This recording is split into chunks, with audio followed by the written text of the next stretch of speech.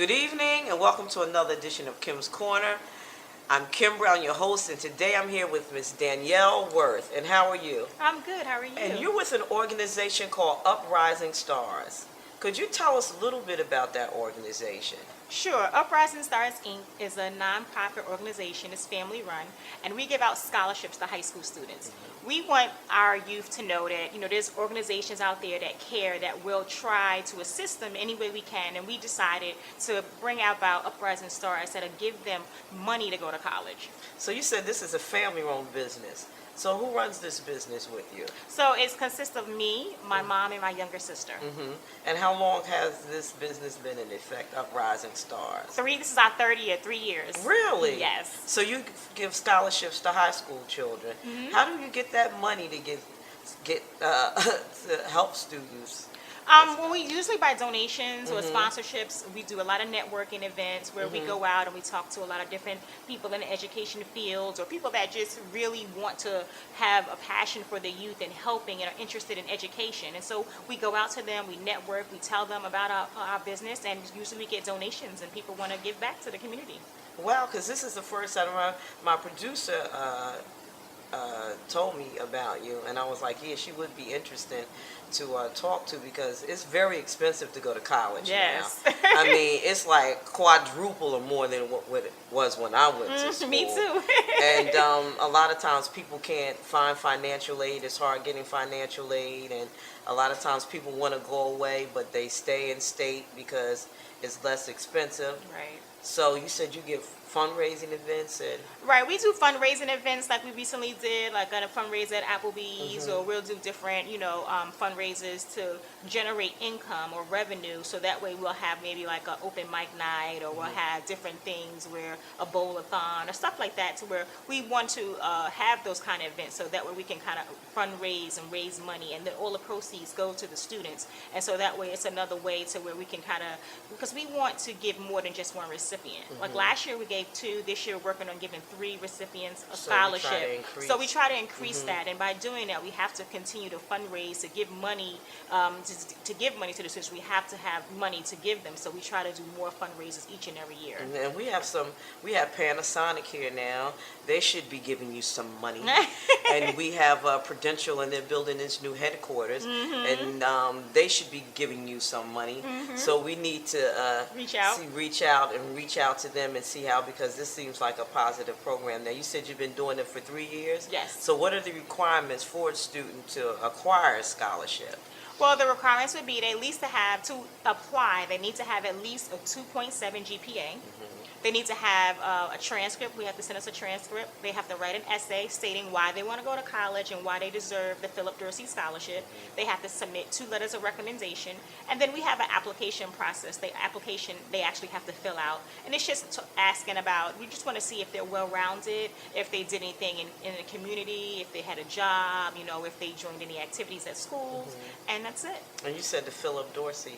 Philip Dorsey was my stepfather. He passed away in 2001, and so we named the scholarship after him, just because he was an individual that always wanted to give back, that always gave back to anybody. He always said yes, no matter if he was running late. He always would say yes to everybody, and so we just wanted to pay homage to him and name the scholarship after him. So are you located in the Newark area? Or? We're served the Newark metropolitan area, so we, a lot of our students, like our first recipient was from Newark, and he went to Morgan State University. I went to Morgan State University. Yes, I did. That's awesome. I'm a Morganite. Fabulous. Yes. What high school did he go to? Immaculate Conception. Oh, okay. Yeah, he came from, he was our first recipient, good guy, he's majored in engineering. Okay. And he got a scholarship our first year, and he's in his, we had him come back last year to give the new recipients some encouraging words, because we know sometimes it is more effective when one of your peers give you, just kind of give you words of inspiration. And it was so interesting because when we gave him the scholarship the first year, he was so nervous. He didn't want to say any remarks. He was just like, thank you. And then last year, when we said we want you to say something. His name is Nigel. So we want you to say something. So that he had index cards. He was so well prepared. He's been to college. Yes, he's been to college. now. matured for a year. I said to his mom, I said, oh my goodness, I said, he's so mature in just 1 year. So, we kind of like them to come back. Those are our success stories. People ask us, well, what happened to the student? We just don't want to kind of give the scholarship and then we don't know.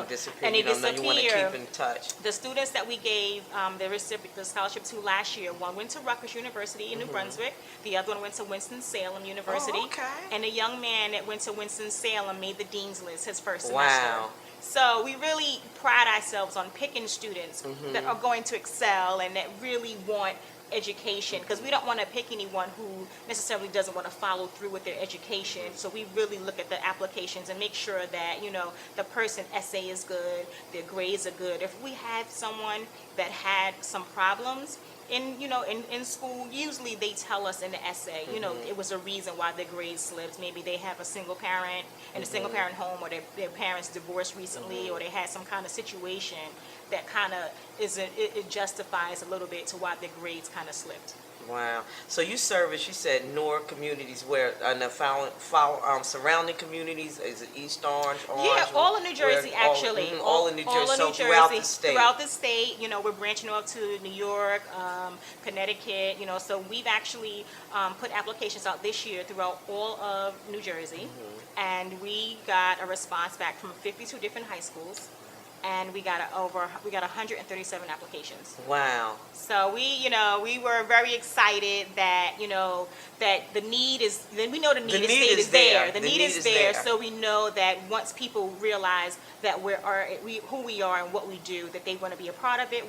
Because everyone has a teenager, or knows someone that has a teenager, or knows someone that's in school, or want to go to college. So we want to kind of get to those students and try to help as much as we can. And we offer a little guidance, because I'm a college graduate, my sister's a college graduate, so we understand the process of college and what that all entails. So we try to help in that regards too. Wow, and this was a family business, you said, that was started by you, your mom, and my sister. And your sister. And just what made you, what did you do? You just sat down one day and said, we're just going to do a scholarship. I mean, what actually made you come to this? There's so many different things. I always gave back, but the short version is that I had a high school counselor who took all the kids on a college tour when I was in high school, and that's how I got to go to Howard University. Okay, I did that tour too. Yeah, you did that. Okay, yeah, Virginia Union, right.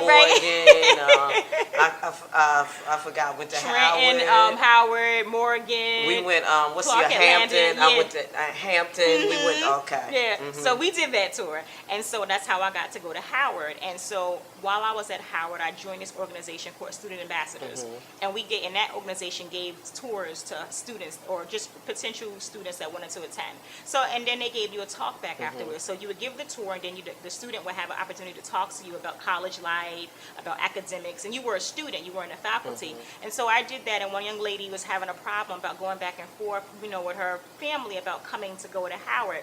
So she winds up coming to Howard, and she found me on campus and was like, Danielle, oh my goodness, you helped, what you said and during the tour helped my dad and me make the decision to come to Howard. And I was like, oh my God, I was so touched. And so I just been really trying to get that feeling back, So just starting a business was something that I didn't think I was going to do. 5 years ago, I don't think I would have done. Yeah, so it was just something. I was volunteering. I was a Big Brother, Big Sister. I did Special Olympics. So I was always doing something. And so in grad school one day, I was learning about McDonald's and how it all came about. And I just kind of was sitting there and I had this aha moment where I'm like, we should start a business. And it was just like that. I went home and was like, to my family, and was like, let's start a business and let's do this. And they were totally on board, and from inception, and that's how it just came about. So it's good. And it's been, 3 years now? 3 years. I'm so excited because when you first started, it was just an idea in my head.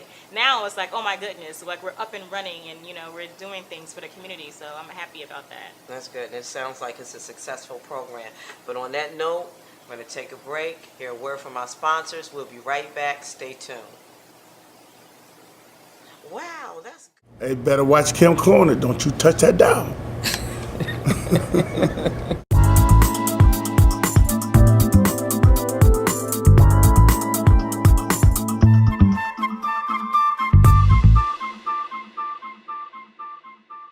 Welcome welcome back, and I'm here with Miss Danielle Worth, and she has an organization called Uprising Stars where they give scholarships to youth that want to further their education. Now, we talked about some of the ages while we were off camera. Who is eligible for a scholarship? Do you deal with freshmen and, what grade levels? Well, we primarily deal with seniors. So if you're a high school senior and you're ready to go to college, we want you to apply to our scholarship. So it's this: if you're in your senior year, you apply, and then when you graduate, we present the scholarship. Okay, to them. now how can they apply? What do they have to do? We have a website, which is www.uprisingstars.inc.org.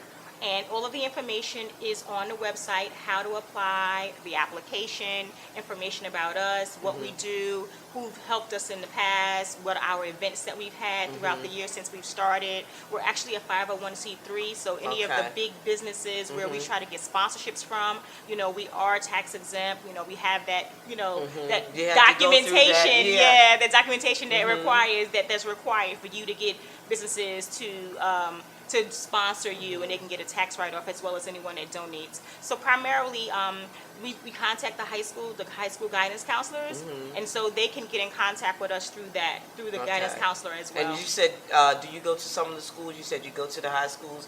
Do you do a presentation? You speak to some of the We're trying to get more into the underclassmen because it's only for the seniors. We try to have go into the schools and talk to the underclassmen, the juniors and sophomore students that's going to be eligible for the scholarship the following year. And we just kind of talk to them about education, about school, about scholarship, about applying, about college. Some of them have never talked to someone outside of their family in reference to getting an education, and we talk to them about the importance of filling out an application correctly. We talk to them about, following directions, making it legible, making it clear. You don't want to knock yourself out of being correct spelling. 'Cause right, all that correct, texting yes, now, yeah. People, they text, and I think some of them think that those are actually real words, Right.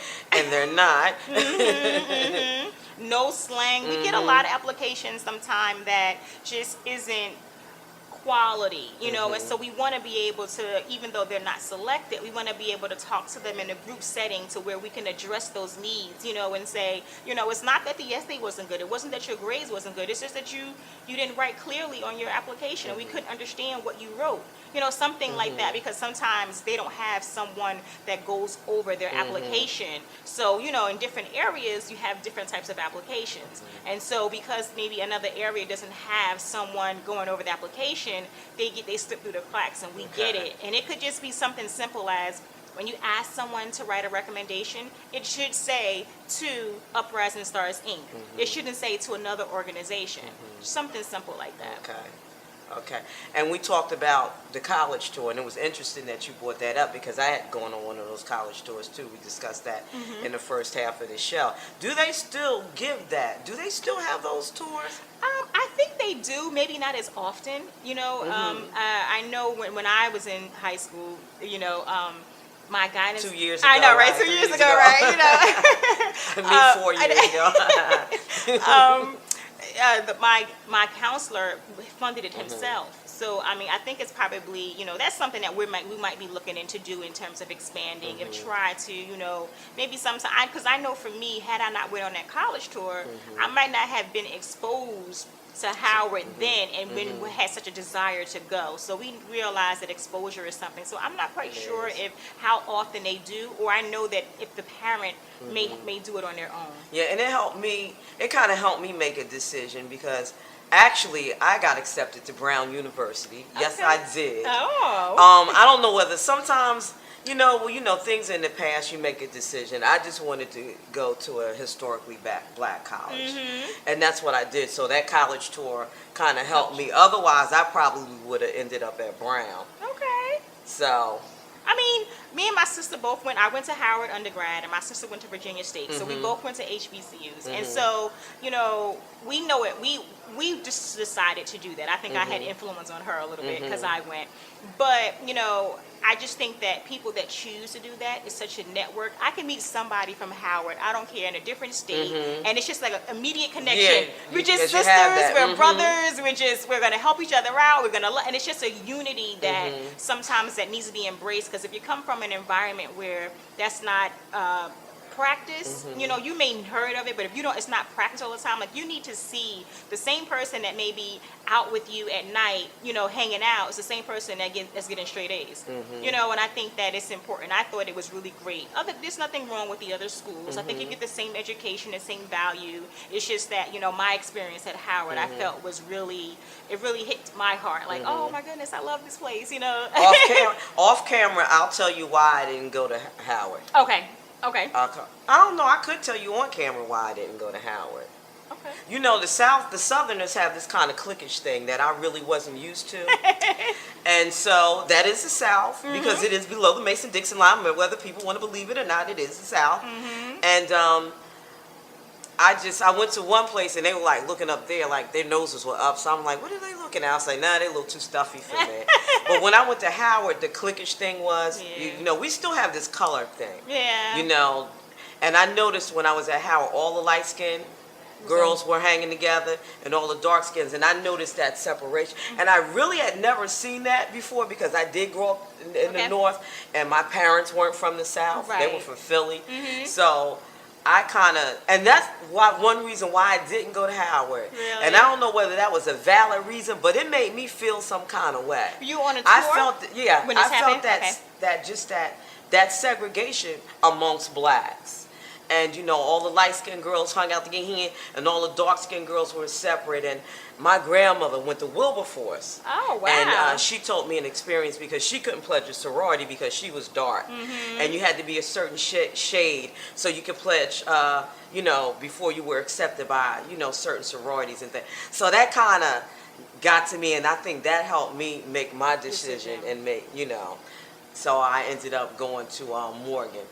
So I noticed that you guys are having Uprising Stars is having their 3rd annual. I just had to get that. I had to get that because that was emotional. I understand. I mean, but just to speak to that really quickly, I mean, everyone has their own experience while you're on a tour. You know what I mean? And I think that, you know, as a people, we need to kind of work on maybe not being so segregated. But I think at Howard that's why I don't know if you had the opportunity to have a talk back with one of the students. It kind of like, once you talk to someone that's been there, that actually talks to them, it kind of like sifts out all of the things that you think may go on, or you just see kind of like just from a glance view. But, you know, but I understand it, you know, I mean, totally. But yes, we are having our 3rd annual. Yes, that's our flyer for our 3rd annual Scholarship Awards Gala, which is going to be at the Robert Treat Hotel on July 26th. From 5 to 10 p.m. and we're going to have a red carpet, we're going to have entertainment, we're going to have a keynote speakers, we're going to have a panel discussion that's going to talk about education and try to give the different perspectives of their journey in their professional careers. We're going to have entertainment, and it's going to be a fun evening. You know, we're going to have some prizes, you know, so it's going to be July 26th. Tickets are on the website, which is www.uprisingstars.inc.org. We can find out all the information about the gala at the Robert Treat Hotel from 5 to 10 p.m. on July 26th. That's great. I mean, I wish you so much success. Thank you. I am so thrilled. And I wish you so much success, because we need that. And a lot of times our children, they need scholarships. They need that information. And a lot of times they don't know where to get it from, because I've seen some of these counselors in some of these schools, and I've heard some of the things that they have said to some of our children who come back and they told me. Yeah, I mean, So, it's sad. You I mean, know, right. and it's sad. And they need to be encouraged, not discouraged. And that's what we're here for. We want to be able to encourage them to go to college and have a, you know, and we wanted them to encourage them to get scholarships. We don't want them to have a whole lot of debt. You know, I know, you know, and you know, because it's expensive. Those you know, so we loans. want you to get good grades, get a tuition scholarship, do work study. We want to get more scholarships, so that way you don't have as much debt when you leave. So that's why, even if you don't have a high school student, you know, or you don't know anyone in high school, it's always good to come to the gala, you know, to just meet us, you know, meet the family that's behind this, to actually see what's going on, meet some of the professionals that's there, meet the students, hear their stories, listen to the keynote speakers. It's just an event you really don't want to miss. That's great. So when is that event again? The event is July 26th at the Robert Treat Hotel from 5 to 10 p.m. and it's our 3rd annual Scholarship Awards Gala. Okay, that's great. It was such a pleasure speaking with you today. Thank and you. Uprising Stars. And we're going to have a lot of uprising stars coming from this Yes. community and surrounding areas, because we do. Yes. And I hope that your organization would be able to help them out. Like I said, Prudential, it's building the headquarters. We need to get some money from them, and Panasonic. And you know how to get that money, Yes. girl, and get that money from them. Yes. They're here in the city, get that money from them. And I will. I'm working on it. I'm a rebel rouser right now. Get that money from them. And so it was such a pleasure. I want everybody to come out to your event. Thank you. Thank you so much for having me. And your website again is? Our website is www.uprisingstars.inc.org. Thank you so much. Thank It was you. a pleasure. Thank you for having me. Much success to Uprising Stars. Hopefully one day I'll be an Uprising Star. I want to thank everybody for watching Kim's Corner. I'll see you next time. Uprising Stars, 3rd Annual Fundraising Gala, Saturday, July 26th from 5 p.m. to 10 p.m. at the Robert Treat Hotel. For tickets and information, go to www.uprisingstars.inc.org.